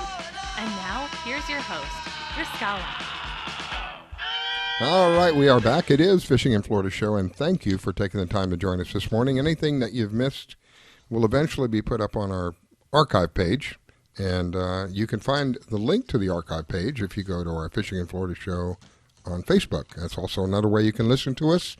Click on Contact Us on the Facebook page, and that will take you to our live server, as well as our website. If you go to www.wtrmradio.com, we have a player there as well. Website is still under construction, and the app, I'm keeping my fingers crossed, the app will be out this week, and that will be the easiest of all the ways to do it. Free to download, no spyware, no adware, no push notifications.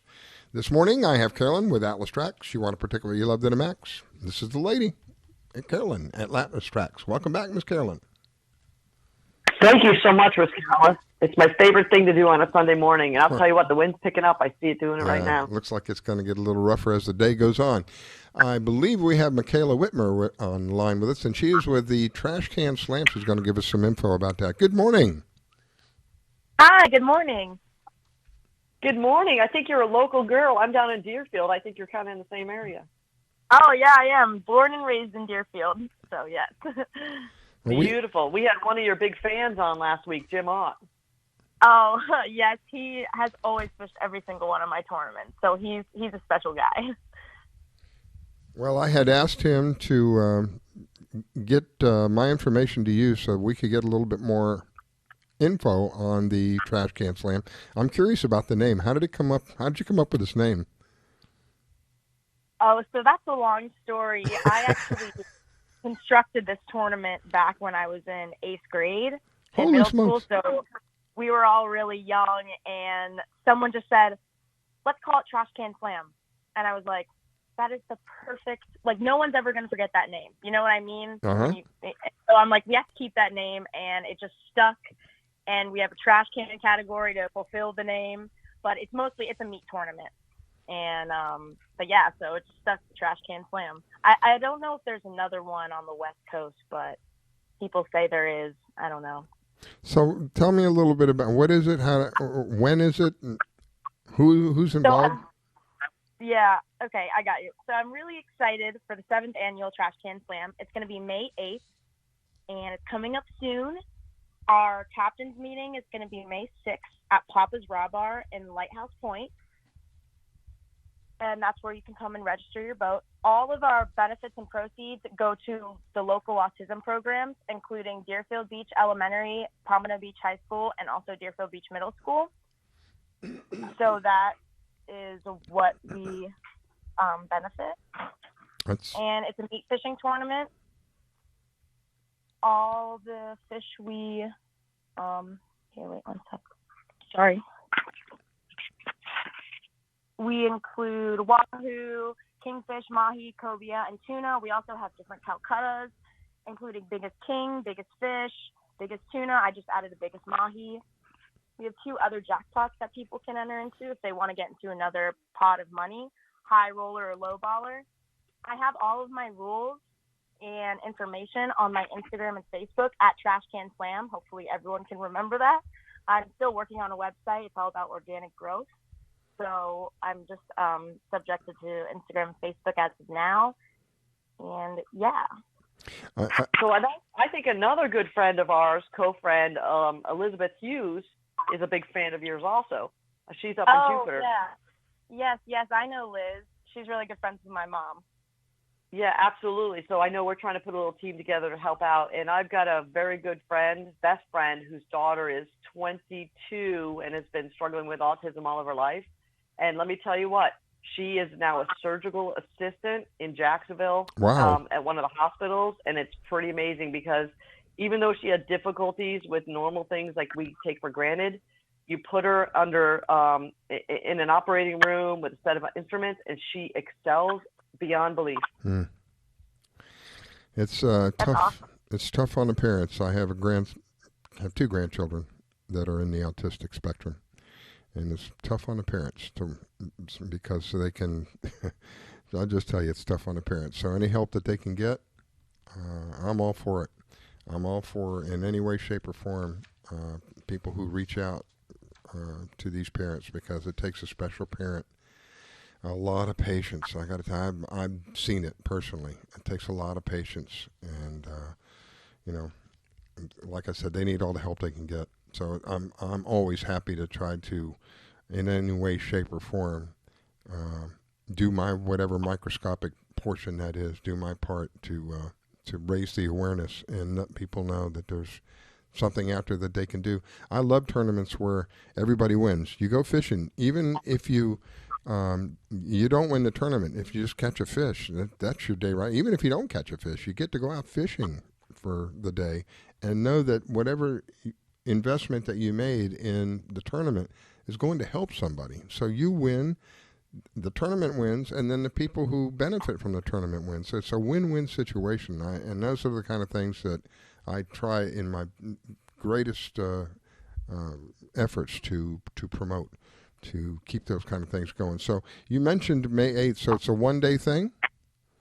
Yeah, it's only a one-day fishing tournament. We're still trying to orchestrate where the weigh-in's going to be. Mm-hmm. And, you can only imagine how COVID has affected me for these past years, because that's the best about my tournament is that families gather. I have teachers coming and, also families with their kids, the autism kids they bring in. It's awesome. And I love the gathering. I have my spectators, and, that's my backbone for the whole entire tournament, because as well as we do raffle items, we do silent auction items, and I'm an artist as well. I paint on swordfish bills, and I also do the back of the t-shirts. I do a logo every year. I draw a logo. So I sell t-shirts, buckets, and stickers. So, it brings the community together. It's just so awesome. And, I've just been continuing my journey, and I'm so grateful for all the opportunities I've had, especially being on this show. Thank you so much.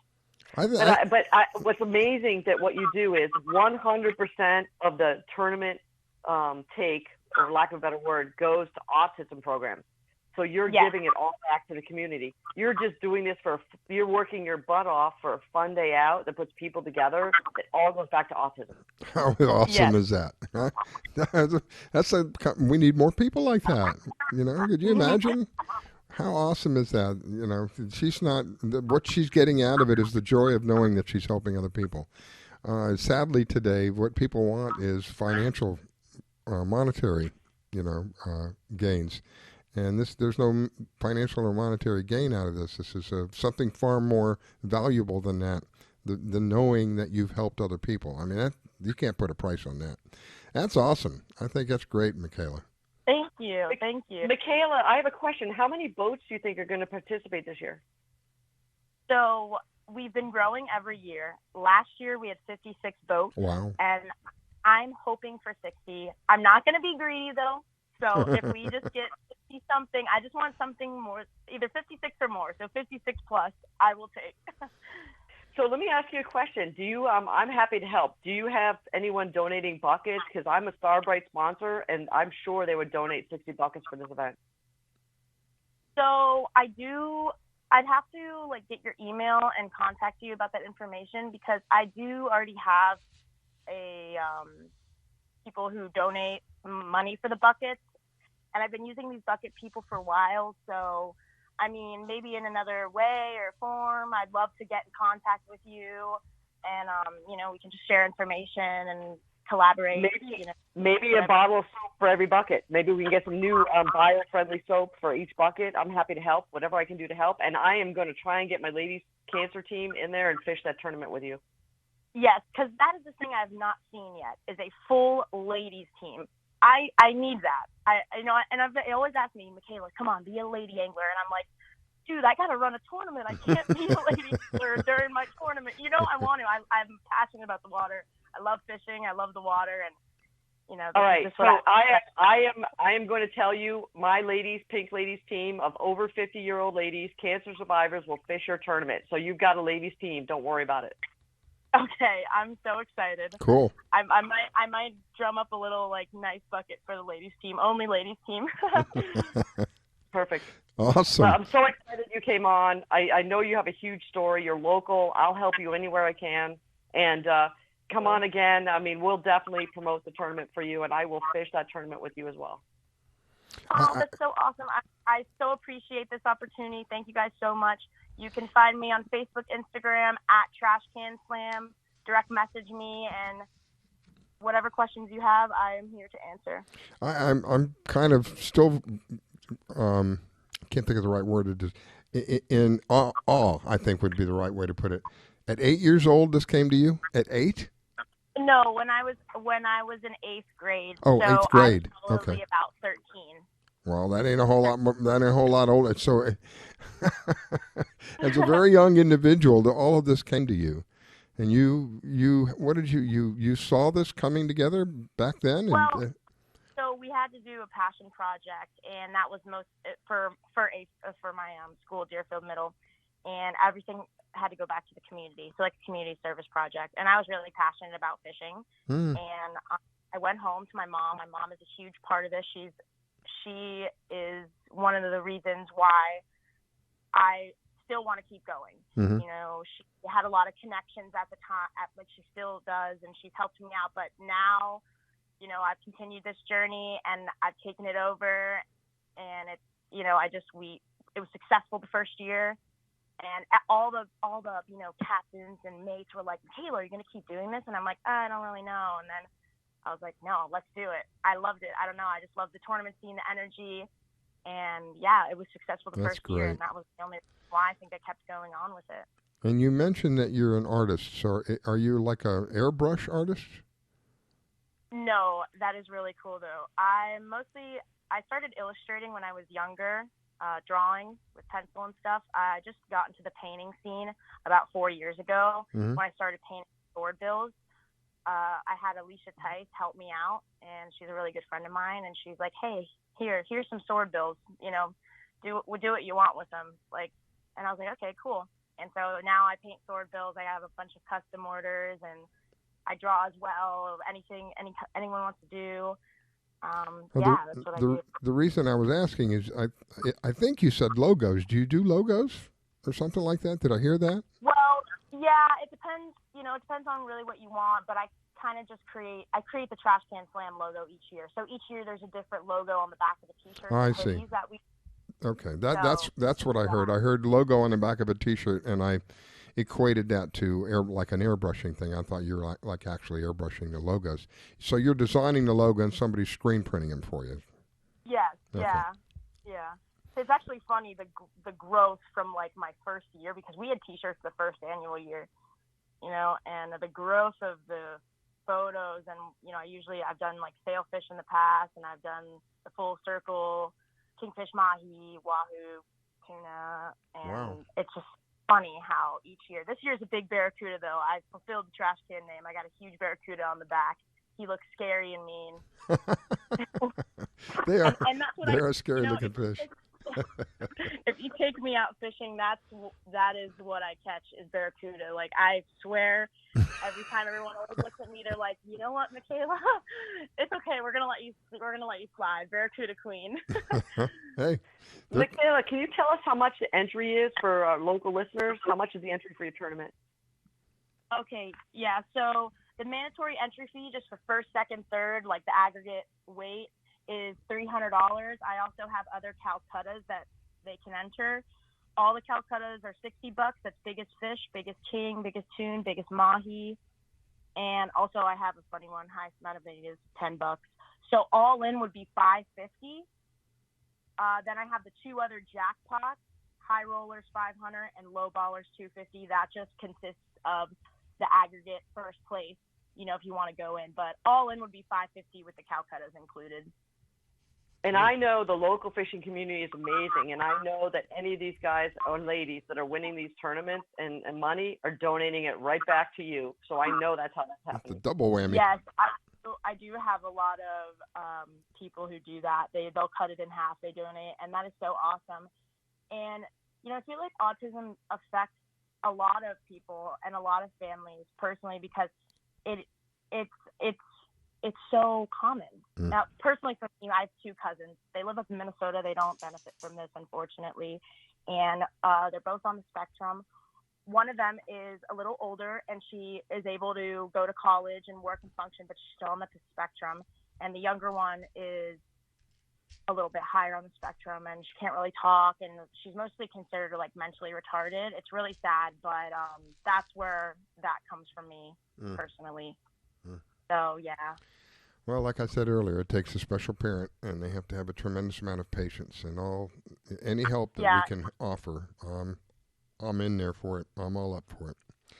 All right, this is what happens when we're having a good time. It has flown by just like a blink of an eye, and we're out of time on the slot. But I want to say thank you so much for what you do, and we will post up information on the Facebook page about the Trash Can Slam. If you want more information, you can go to the Facebook page, or you can just look it up online, Trash Can Slam, and get involved. And knowing that you're getting involved, knowing that in doing that, you're actually helping other people. You get to go fishing. Someone else is going to benefit from you having a great day fishing, whether you catch anything or not. For me, it's always, hey, if I get to go fishing, I get away from everything. Even if I don't catch anything, even if I have to throw back what I catch, it's still a great day. So everybody wins. It's that kind of thing. God bless you, my friend. Thank you for what you do. And we'll be back. We'll have you back on with an update. And let me give Carolyn an opportunity to say goodbye to you. We'll take a quick break. Sure, absolutely. Mikaela, I just shot you through my cell phone. Let me know what I can do to help you, and let me help fill those buckets with some really cool Starbright stuff. Okay, awesome. Thank you guys so much for this opportunity. I hope you all have a wonderful day. Thank you. Thank you. You got it. Thank you. Bye. You're listening to the Fishing in Florida show. We'll be right back.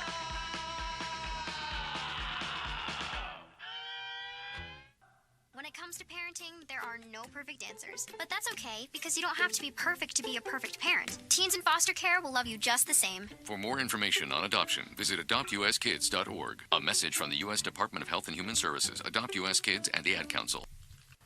Thinking of moving? Before you do anything else, call Diane Whittick. She provides a concierge service. Things like having your home or condo packed and shipped, even take care of your home repairs or upgrades. Diane has the expertise to get it done. As a seller, you will have constant contact. She will furnish you with bids on any services that might need completion: air conditioning, plumbing, handyman, and even cleaning. Living up north and have a home to sell here in South Florida? Just give her the keys, address, and a signature. Your payment will be wired when the property is sold. That's right, Diane does it all. Thinking of buying? Diane has great listening skills. Tell her what you want, give her your budget, and like a genie, she will make your real estate wish come true. There's no regrets when you choose Diane Whittick. To reach Diane, call 561-247-5478. That's 561-247-5478.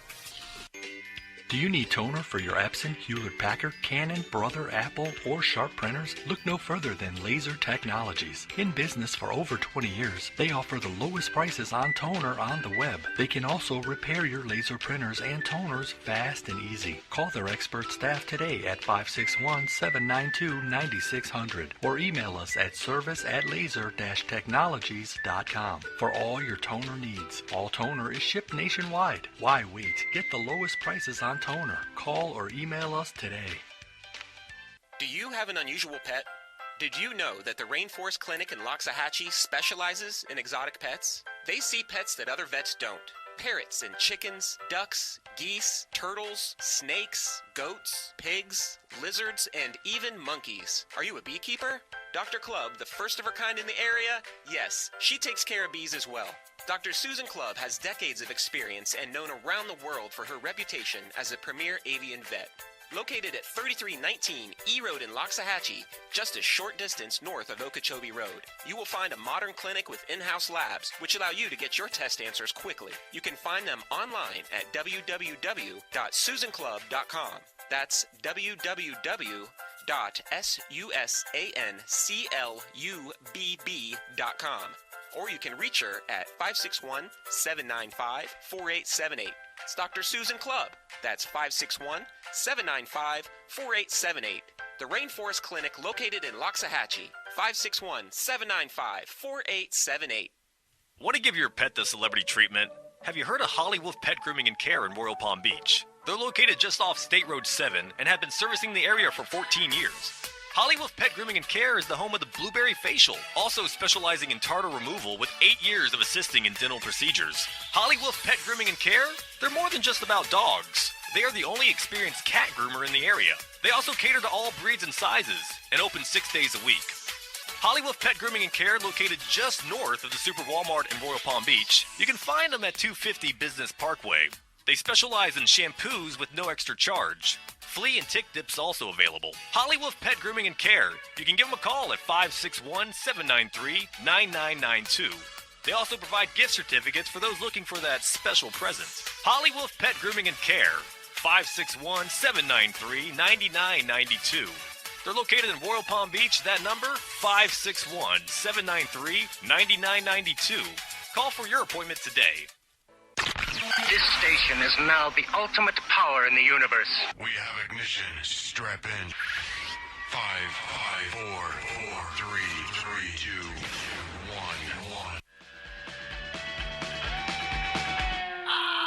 I grab my fishing pole and cast it in the water. I fish until dawn. Oh my, I caught a shark. I'm fishing and blowing on.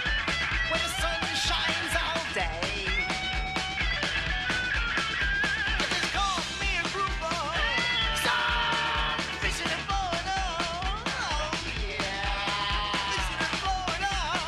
Oh yeah. I'm fishing and Good morning from the Sunshine State. Broadcasting from Palm Beach County, it's the Fishing in Florida Show. Sundays from 8 to 10 a.m. And now, here's your host, Mikaela. All right, we are back. It is the Fishing in Florida Show. Welcome. If you're just joining, we will have archives set up. And the way to find them is if you go to our Facebook page, there'll be a link there. And you'll find a link to the... Excuse me, my board is messing up on me. You'll find a link to the archives there as well. Let's see, several ways you can listen to us. The easiest of all those ways right now is probably on the web. If you go to www.wtrmradio.com, there's a player there. The website's still under construction. Or you can go to our Facebook page, which is Fishing in Florida Show on the Facebook page. Click on Contact Us. That's another way. And I just remembered, of course, it's Sunday morning, and I didn't get much sleep last night, but we are on the TuneIn app. If you go to Marina Rock Radio, a big thank you to Marina Rock, by the way. That's one of our affiliate stations. A big thank you to you guys. Appreciate you guys letting us use your servers in the morning on Sunday mornings from 8 to 10. Marina Rock Radio on the TuneIn app. That's another way that you can find us. And, of course, our app will be out in probably the next week or so. In the meantime, Carolyn with Atlas Trax, if you want to protect what you love to the max, this is the young lady you need to talk to. Welcome back, Miss Carolyn. Thank you so much, Mikaela. She was great. I've always wanted to talk to her about the trash can That's slam. awesome. It was awesome that they're reaching out to the autistic people because, again, it's a personal thing for me. I've had personal interest in it. All right, now I have someone who is unique in what he does. He's an angler, but he has a unique way of angling, if you want to call it that. Anyway, his name is Captain Ike. Welcome, Captain Ike. Good morning, and welcome to the Fishing in Florida show. Hey, welcome. Thanks for having me. Go ahead, Carolyn. Absolutely. And I keep watching. It's amazing. I watch some of these lady anglers that are going out and doing some bow fishing, and it's amazing what the gear looks like, what the reels are on there, and all of that. So tell us all about it. Well, basically, bow fishing is something that's actually picking up down here in the South, but it's not really new. It's pretty big up north. I would say like Wisconsin, Minnesota, Missouri, and those states. They've been doing it for a long time, but it's catching on down here. So basically, what we use is a compound bow with a reel attached. They make several styles, like an AMS or a Muzzy, and you have a fiberglass arrow, and the line's tied to that. So the hardest part about bow fishing is actually hitting the fish. It's pretty easy for me to teach someone to bow fish, but actually getting the concept of shooting something under the water, it's the hardest. That right there can take, I don't know, a couple of minutes to a couple of hours for them that light bulb to finally come on and say, oh, I have to shoot under the fish, not at the fish. Because shooting at the fish, you'll never hit it unless it's on the surface of the water. But we're shooting stuff like flounder and sheephead and mullet and stingrays and such, which they're in the bottom, primarily 2-3 feet of water. So when we rear back to shoot, I have to tell them you have to shoot about 1.5 feet back below that fish. And that seems kind of odd when you're shooting because you want to hit the target, but that's where all the challenge comes in. So that's bow fishing pretty much in a nutshell. How long have you been doing this? Oh, well, I've been guiding for let's say 25 years, bow fishing about 9, and I became a pro staffer for Bass Pro Shops in 2015 when they opened here in Tampa. Oh, wow. So you actually take people out and like a guide? Oh, for yeah. Go That's ahead. me. I'm a pro staffer and I'm a fishing guide. But I only do bow fishing now. I don't do regular fishing anymore. Mhm. Once I started shooting, I think my rods they're all full of cobwebs sitting in the shed. So clearly you prefer that over the other way of doing it. How often do you Well, go I don't do got to this? wait on a bite no more. I just introduced the bite. That's a good point. That's an Yeah. excellent point. You don't have to wait for him to bite. How often do you go do this stuff? Here in March, I've been super busy. I've been going out Monday through Friday for the past couple of weeks now because due to spring break. But other than that, the good thing about bow fishing for now is that we can do it all year round. I do it from January to December when people from up north come down here on vacation. I'm pretty busy in the summers. I get some of the locals. So I stay busy all year round. I don't really. The nice part about it, we don't have an on and off season, and we don't have regular seasons like snook, red, and trout where they're closed. Not bow fishing. You can shoot day, night, lakes, rivers, docks, oceans, seas, anywhere. Wherever there's water, as long as you got a fishing license and obey the FWC rules, you should be good. So you mentioned something that I was getting ready to ask you about. When you're doing this, don't you rely on the clarity of the water? Isn't that a vital component of the going to do this? That the clearer or the calmer, Yes. maybe? So you pick days where there's not a lot of wind, or you're picking days where as calm as can be when you're doing this? Well, if I had it my way, it would be like that. But unfortunately, when people are booking me months in advance, that's the only day they can go. Yeah. And we'll have to, deal with what Mother Nature's dealt with that night. But yes, water clarity is a must. But there's other places that bow fishing has gotten pretty elaborate. Where on our boats, we can change the color of our lights, believe it or not. So if we get in muddy water, we can dim our lights to more of an amber.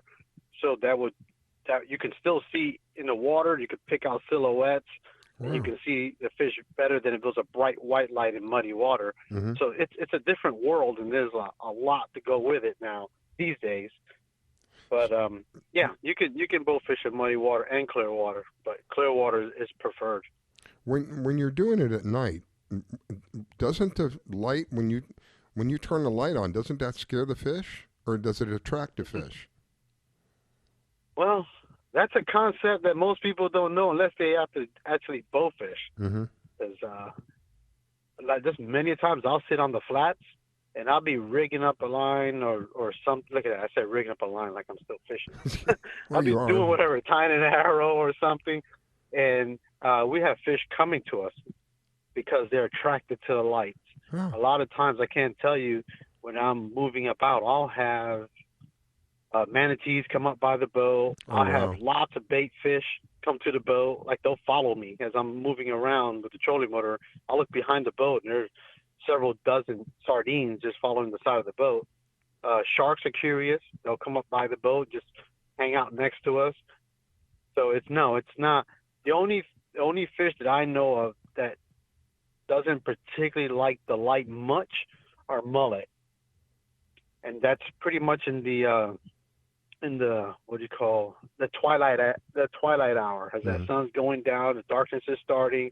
They'll stay away from you 50 yards or so, but once it gets dark and they start to slow down, you don't see them jumping anymore. They're going really slow, and then we run into them quite a bit. So no, that concept about the light scaring fish, at least not in my region. Carolyn, you have a light, right? Are you the one who has a I light? have a light. I'm lucky. I have a light at my neighbor's house next door.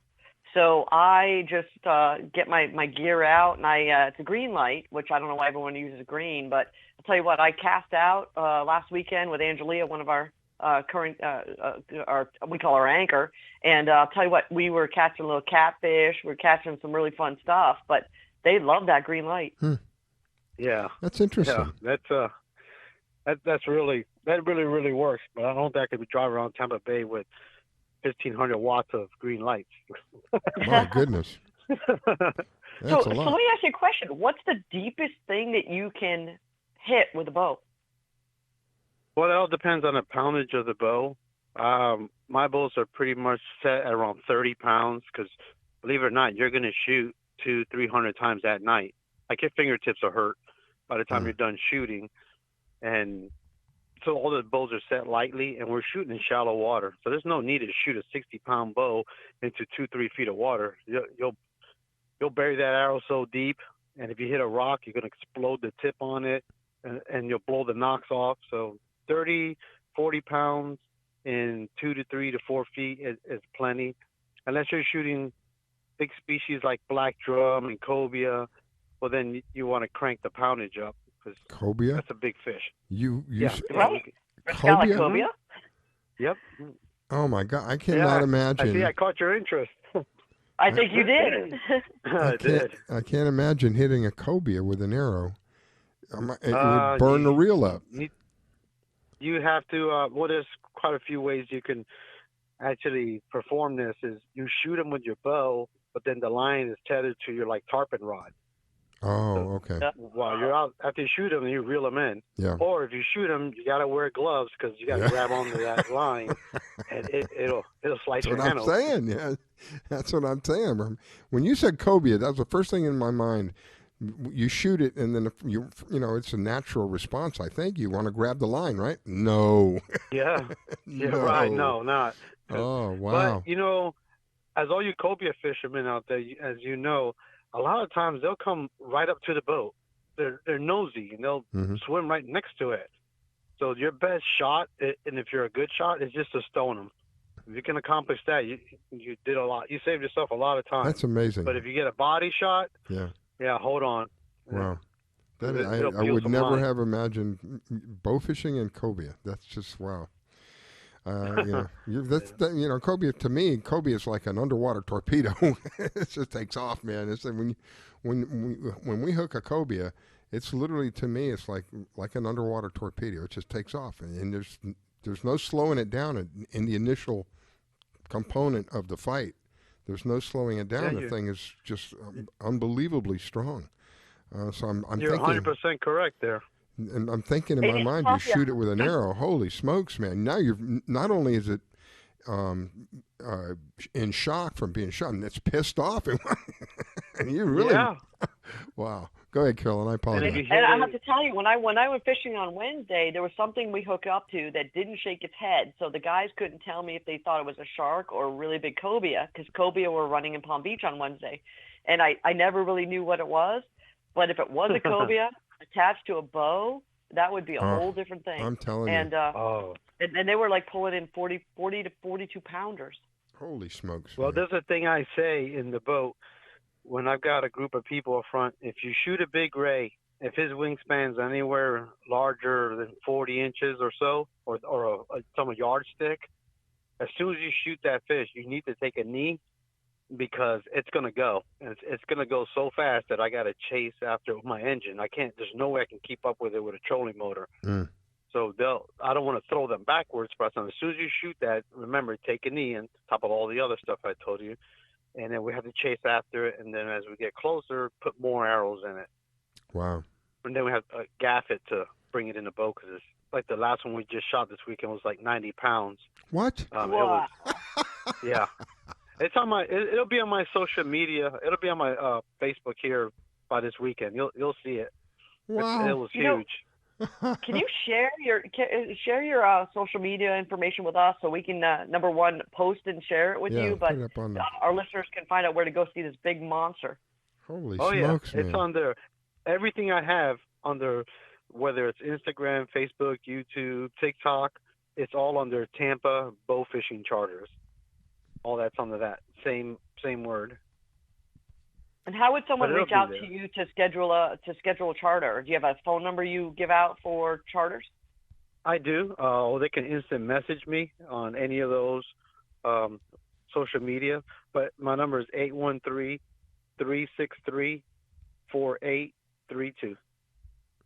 And what's a typical time? What time do you normally go out to do bow fishing? If you're new at it, we get started about an hour before the sun goes down, because there's a lot that I got to go through, and I primarily throw like empty soda cans in the water, like right next to the boat, about 3 or 4 feet away. I submerge them, and I have you shoot at those cans, and when I see that you can effectively hit those cans, then we'll go after fish, because it doesn't make any sense to target fish that you can't shoot, and I have to go through all the laws. They got to make sure these sheephead are bigger than 12 inches. Even though we know they're supposed to be 12 inches, I let them shoot anything that's at least 14 or bigger. That way there's no mistake. And you shot a small fish, and I got to throw them back. And the same with flounder and not really mullet. I know they have to be over 6 inches, but we don't shoot anything little like that. So there's a lot that goes into play. So when I throw those cans out there, it may take them anywhere between 15 to 20 minutes, sometimes even 45 minutes to actually hit a can. But once they feel comfortable with shooting a can, a little 6-inch can on the water, then I know they can hit a fish. That's a great way for training. And you know what's also great about that is someone could work all day if they have to and still go fishing. Yeah, that's true. That's true. Wow. I never thought of... I'm still trying to get my mind to process cobia and bow fishing. All I could see is pain. Just a lot of pain coming. That's where the rod and reel comes in. Oh my goodness. Oh, so I think Carolyn asked you, but I don't know. I don't recall the answer. What do you think the deepest is that you've shot a fish at? Oh yes, I do remember saying that. 7 feet. 7 and feet. we was this past. Actually, it was, let's say, January. The water was clear. We're by the bridges, and there's these big sheephead sitting down by all the rocks, and we were shooting those. But pretty much you have to shoot either straight down or just off the side of the boat, because trying to shoot 3 or 4 feet away, you can't. You'll wind up shooting the boat because you got to aim so low. Mm-hmm. Oh, I see what you're saying. 6 inches back for every foot of water, so you do the math. That boat's that fish that close, that deep of water, you'll wind up shooting a boat. I see what you're saying. Wow, that's exciting stuff. That's a whole new thing that we haven't thought about, Rascal, on how to really get that. Anyone I don't can think do it. we've ever had somebody on that does bow fishing, have we? I don't recall. I don't recall. No. Yeah. That's pretty the neat thing stuff. with bow fishing is, you know how when we go regular fishing, we get our rigs ready, we go get our bait, whether it's live bait or plastics or whatever you're going to use, and you pick your spot and you're thinking about it a day before, like where are you going to go, what's the tide, what's the moon phase, what's the wind, all that stuff put it together, and then when you get there, you just keep your fingers crossed you're going to get a bite. But when you're bow fishing, I'm literally running the mangrove lines or out in the open flats, and you can't help but run into fish. And luckily for us, for the sport, the fish that we're targeting, there's plenty of. Like, we can't target snook, red, or trout, or tarpon, or sharks. That's all off the list. But the mullet and the sheep's head and the flounder and stingrays and cobia, black drum, that stuff, it's on the list. And people even shoot catfish and bring them home. Wow. So that stuff is plentiful. So there's a lot to shoot at, and that's a lot of shooting. It sounds like you prefer nighttime. Am I right? I do. Okay. I do for a lot of reasons. Primarily, I have the whole flats to myself. Like there's no one. That's a good there's reason. no one there. So that's a real good reason. And number two, it's very controversial. So I've had issues bow fishing in the daytime and have people following me in their boats and taking pictures, or people not liking what I'm doing and having negative things to say, cutting you off, and so really, I'll just stay away from that crowd and just go at night when there's nobody there but me, the lights, and the fish. Okay, that's kind of bizarre. I don't understand why they would be upset. Fishing is fishing. Gee whiz. Wow. Yeah, not to some people. Yeah, man. All right, my friend. Well, thank you so much for taking the time to share with us today. I greatly appreciate it. And you know what? I think we have Angelia on. Angelia is who told me about you. Let me see. Angelia, are you there? Good morning, Captain Ike. I'm so glad you made it on the show. Well, thank you for having me. Absolutely. And I just had to chime in on that, people thinking that it's controversial and giving you trouble. I personally do not see the difference between bow fishing from your boat or spear fishing while you're diving. What's the difference? Yeah. That's what I tell them. Out of sight. That's what the difference is, That's Angelia. because they can see you doing it. Exactly. That's right. Oh, man. Yeah, I don't see the difference at all. I think it's really cool what you do. Love to go out and do some bow fishing with you sometime because I'm very curious about it. Absolutely. Love your pictures on social media. I follow you, and I'm really happy that you could come and share on the radio this morning because we definitely have never had anybody who does what you do on this show, and I think it's very neat. I think it's awesome. Hi, Angelia. We've been having so much fun this morning. Good, yay! It's 7:30 where I'm at, so I've been sleeping. Well, here's what's great. So Rascala goes, yeah, I think she's back in Tampa. I go, no, she's not. Not yet. Well, not that I'm spying on you with your tracker, but I'm sort of keeping an eye on you. Yeah. Spy away. Well, Captain Ike, again, thank you so much. I wish you an awesome day, my friend, and I'm looking forward to having you back on with an update, some of the latest and greatest things that have happened at that time. Awesome, yes. Keep up my social media. You'll see what I've been up to, and I'm sure there'll be a lot of questions coming up because now as our waters are warming up, a lot of these fish are coming back to the flats. There'll be a lot more for us to shoot, a better species, should I say. Cool. Bigger species. But thanks for having me, guys. All right. You got it. Can't wait to have you back. Go ahead, Angelia. Y'all take care. All righty. Go ahead, Angelia. Captain Ike, have a wonderful day. Thank you so much for joining us. How you doing, girl? Oh, I thought he was already on. I'm Yeah, doing fantastic, and Carolyn knows, and you know, but I have not done any fishing this week, but I've had a really neat experience this week. Needed a change of scenery. So we came up here to Colorado, to Telluride, Colorado. I had never been up here. Never really skied. No, not never really. I've never skied the Rockies. Let's put it that way. I've skied the East Coast and through the Smoky Mountains. And, I found out that is not real skiing at all. Oh, really? So It's been an amazing experience. Our accommodations have been about 8,500 feet elevation, and we in Florida we live at sea level, so it's really amazing to think that where we're staying is at 8,500 feet elevation. At the top of the gondola that takes us up to the ski slopes, it's 10,500 feet elevation. Wow. And some of the mountains that were skied down this last week were 12,000 plus feet elevation. Holy smokes. Wow. The skiing has been fantastic. Of course, my last day of skiing, I really got my groove on and felt good and conquered the run I wanted to conquer. But you would not believe how thin the air is and how hard we're huffing up there. Yeah. Takes some getting used amazing. to. Yeah. Now I recall that was one of the very first things that I noticed when I got to Denver. There was a training base. I was in the Air Force at the time, and there was a training base there called Larry Air Base. I don't even know if it's there anymore.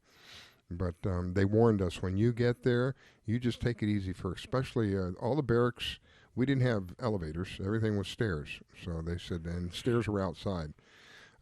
You just take your time going upstairs, because it'll take you about 2 or 3 days to get acclimated. And then even after that, don't do anything strenuous, because you can easily run out of air and pass out. And I did notice that was very, very, when I first got there, it was so weird to take a breath and feel like you're not breathing almost. It was just bizarre. So I'm there with you. Really interesting, especially when you're hiking around in these, in your ski boots, which are very, very heavy, and you've got to make it to the other side of the island. And you have a series of lifts and gondolas that get you there. But my first day, I spent a lot of time falling. I have no shame. So just getting myself back up on my feet, you would huff so hard. It was just insane. Wow. So that's been really interesting. Like I said, I really felt like I needed a change of scenery, and we got really, really lucky and got a lot of nice snow every day. We had the most fun. I had a weird little bucket list thing I needed to check off, and it was to get on a snowmobile and go snowmobiling. So we took a break from skiing one day, and went on a snowmobile. Went all the way up to the top of this mountain to this meadow where we were allowed to kind of cut loose and have some fun. And it was snowing so heavy at the top of this mountain. And of course, me being a little Florida girl and needing a change of scenery, I am just loving all that snow. Fantastic for me.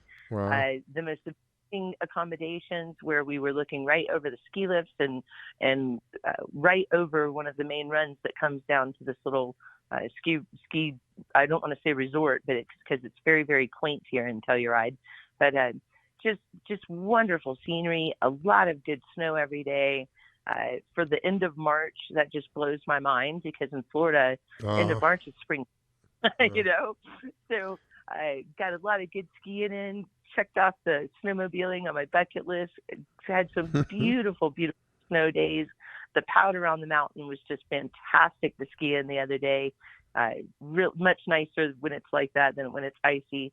But the scenery has just been out of this world. Next time, Angelia, next time you go out, and I'm going to make sure I go with you. When I went up to Salt Lake City a couple years ago, we went fly fishing. It was snowing. We were freezing. Goodness. We had waders and long johns, and we stood in the water and we caught trout all day long. My goodness. See, that was did that wading in the cold water in Alaska. It wasn't snowing, but I don't know if I wanted to get water this last week. It was really, really cold, you guys. We'd wake up in the morning and it would be 17 degrees, but the feels like would be 11 degrees. Holy it was definitely cold. And even at the bottom of the mountain, it wouldn't be so cold. And you'd get on the lifts going up to the runs that you wanted to do. And when you got to the top, all of a sudden now you've got flurries and it's 10 degreys colder. It was definitely cold. It's crazy. You get the line of the Rocky Mountains there, and the weather, I tell people, unless you've experienced it yourself, you don't realize how quick the weather can change. It's like here in Florida, it's nice and sunny, and then in a matter of 10 or 15 minutes, you think the end of the world has occurred, and then 20 minutes later, it's sunny again. It's almost the same there, but the difference is that it isn't rain. It's snow. At the end of June, at the end of May, at the beginning of June, it was snow flurrying in Colorado when I was still there. I couldn't believe it. I thought it was going to be all over. I'm thinking, June here in Florida, you're sweating your brains out.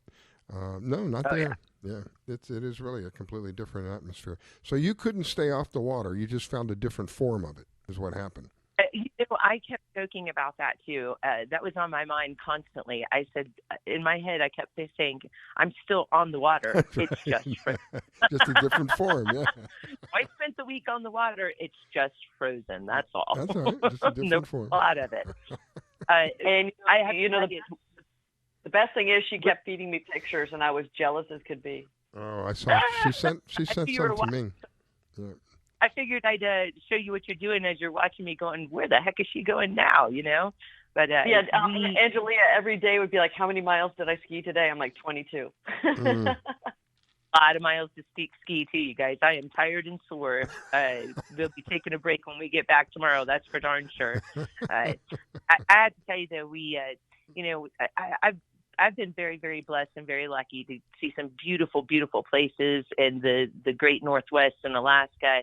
But when you got to the top of one of these very, very high ski runs, this particular one was called See Forever.